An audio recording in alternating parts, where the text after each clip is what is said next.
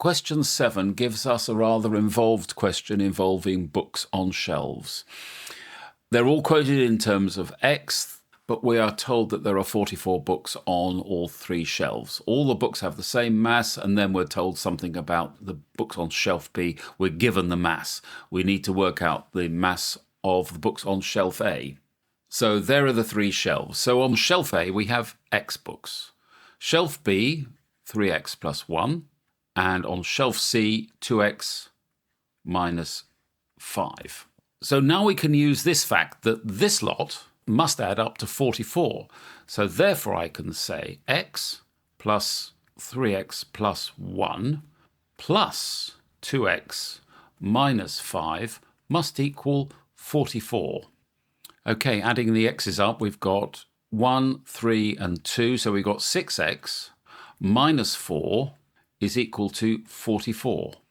So therefore 6x is equal to 48, and therefore x is equal to 8. So that's a reasonable find.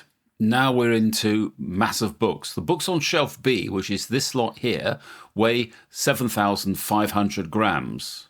So shelf B, 3x plus 1 books have mass 7,500 grams. So therefore I can say 25 books have mass that. Therefore 1 book has mass 7,500 grams divided by 25, which is equal to 300 grams. We're asked for the mass of books on shelf A, and happily A has only got X books or 8 books.